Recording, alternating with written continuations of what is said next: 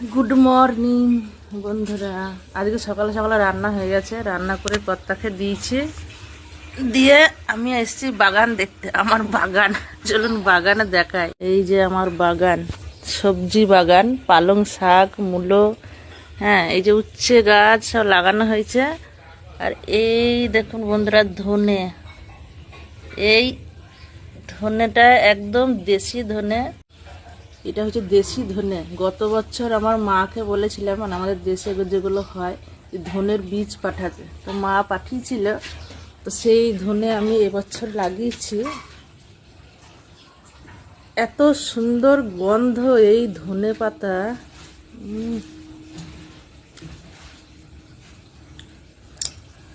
দারুণ গন্ধ। মানে এই ধনে কোনো জায়গায় এইখানে পাওয়া যায় না সহজে। বাজারে তো পাওয়া যায় না, বাজারে তো হাইব্রিড একদম। তো ওইগুলো লাগিয়েছি, আজকে জল দেব। আর এইগুলো লাগানো হয়েছে লাউ গাছ।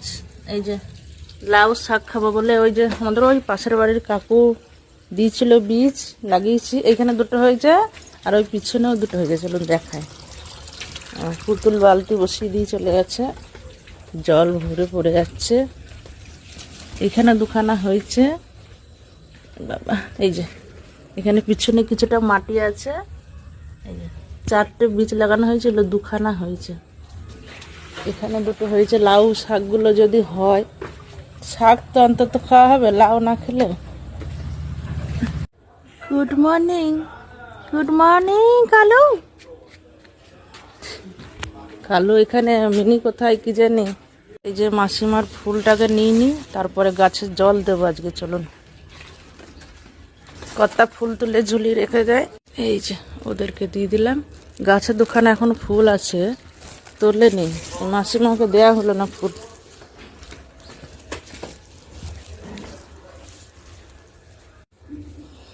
এই যে পাইপ এখানে রেখেছি, পাইপটা নিতে হবে, গাছে জল দেব।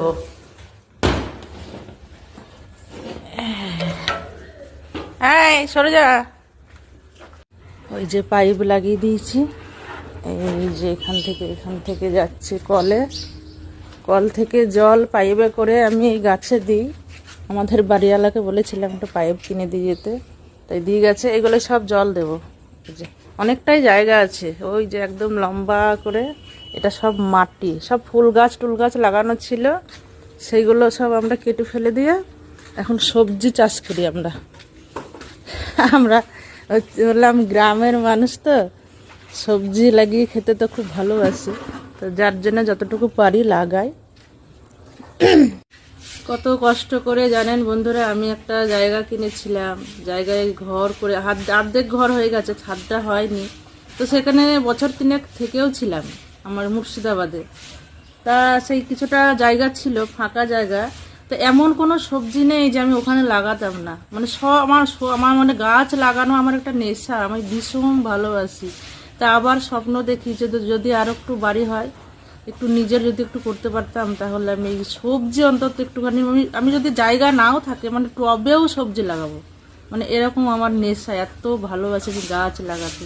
তো ভাড়া বাড়িতে একটুখানি জায়গা পেয়েছি, এখানেই আমি লাগানো শুরু করে দিই।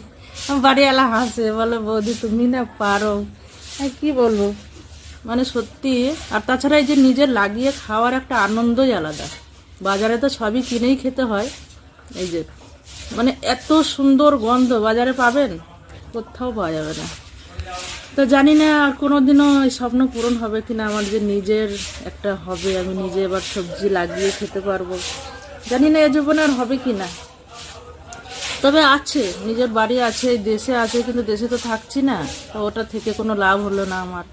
এইখানে যদি একটু হয় তাহলে হবে, আর নাহলে ভবিষ্যতে যদি দেশের বাড়িতে চলে যায় তাহলে আবার আমি এই স্বপ্ন পূরণ করি। তবে দেশের বাড়িতে যেয়ে কোনো লাভ নেই, তার কারণ ছেলেরা সবাই এখানে, কাজ বাজ সব ওখানে, ওখানে তো থেকে আমার কোনো লাভ হয় না, যার জন্য দেশে আর যাই না।